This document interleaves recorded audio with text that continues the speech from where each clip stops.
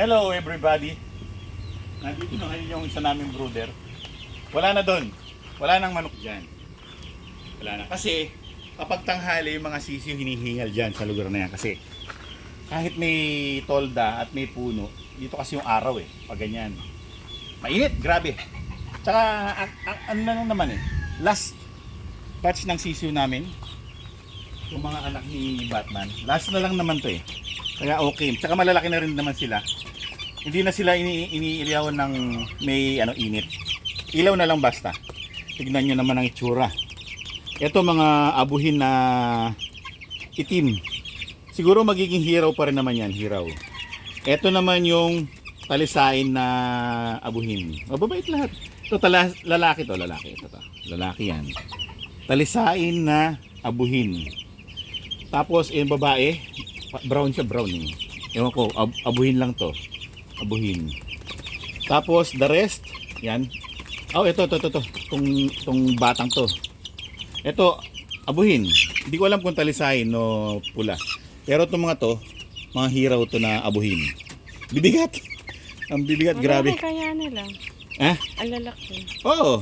Ay, sus ko. Ang tataba Wala lang balayibo. Tingnan nyo.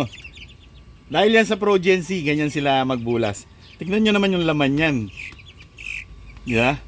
Mukha silang mga succulent meat. No? Mabait pa. Mababait siya. Ang bilang ko dito sa 8 na to, ang bilang ko sa lalaki, 6. 2 babae lang. Itong brown na to, brown. Tsaka ito. Babae to, babae. Hiraw to, hiraw. Hiraw na babae. Ganda ng kulay niya.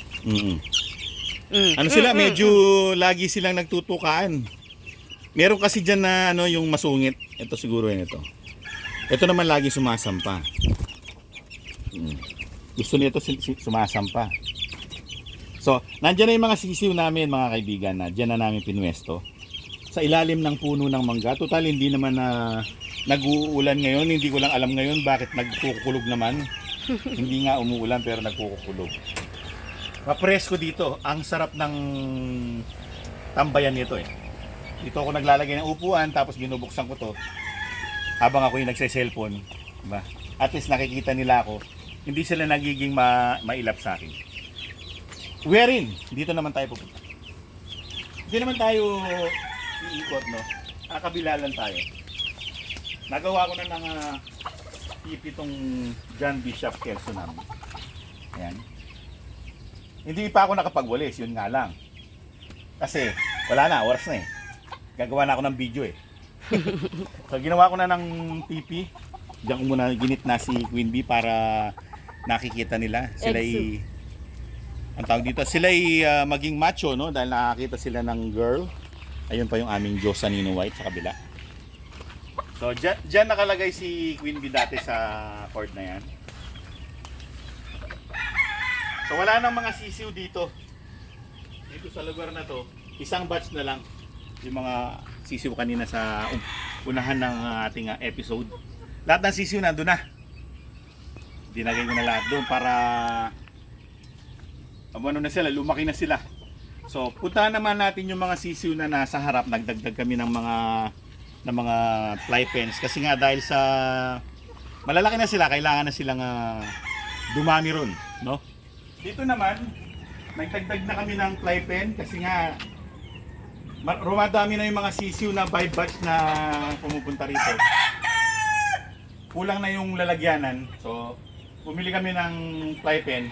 Pero isa pa lang yan na order namin. Wala pa kasing stock Padating pa lang isa pa. Ito, nasa dulo. Wala na tong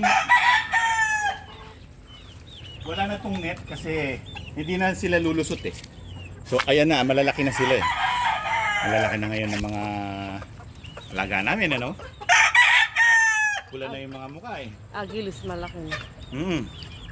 Yung dalawang gal, type ko yun, yung nasa baba, malaki yun, nasa baba. Gal. Yung close up mo ng konti.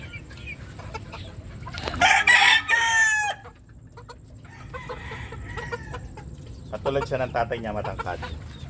Tapos, tapos ko lang ng primerong tubig para laging bago yung bumababang tubig. Dito sa kabilang pen, ang isa sa dalawang natitirang lemon. Yan. Dalawa na lang yung lemon ko na malaki. Ito gal to eh, gal. Ito mas malaki gal. Yung isa lemon, yan, lemon. Tapos lahat ng babae sa taas, nasa taas. Isa lang ang lemon dyan, lahat gal. Pure gal. Pula na yung mukha, no? Yan, oh. Lemon yan, lemon. Dito sa kabila yung mga bago. Dito ko nilagay sila kasi mas pino yung screen tsaka yung net na nilagay namin. Para hindi sila ganong makalusot ang ulo nila. Yung mga puti, ang gaganda, oh. Yung isa, malaki na, oh. Pula na yung mukha niyo. Tapos, isa lang ang aming natirang black bullik, ayun na sa taas.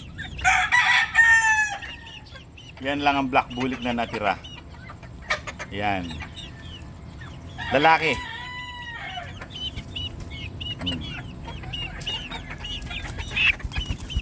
Oh. Tapos meron kaming isang golden cobra na hindi siya naked neck, pero golden cobra yan. Yan.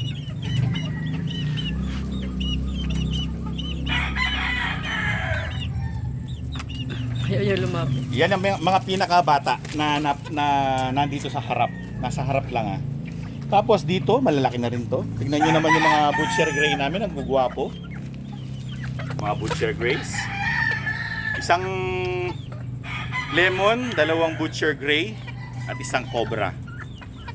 Gold cobra, yan. Gaganda ng mga butcher gray, no? Pula na yung mga mukha nila, oh.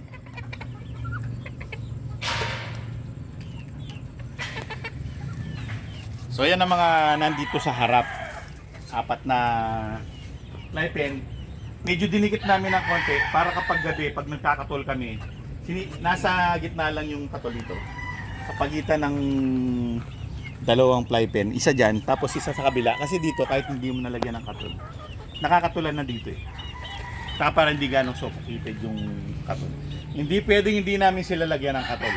Sapagkat yung mga lamok, hindi ko alam bakit ang babagsik, ang sakit mga gat. Pag kinagat ka, nakakainis. Yung pinatay mo na yung lamok, gusto mo pa ulit patayin eh. Ganun ka nakakainis eh. So well, nandyan na lahat ang mga ganyan namin kalalaki. Halos pantay-pantay na sila. So meron naman doon yung mga bulik tsaka yung mga matanda na batch. Malalaki na rin.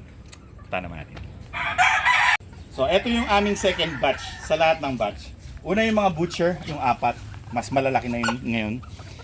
Ngayon, ito na yung sumunod. Mas malalaki na to. Ayan, tatangkad na. Ito mga mababait. Diyos ko po, talagang sarap-sarap nilang alagaan. Pag mababait na ganyan. Nabulunan to, nabulunan.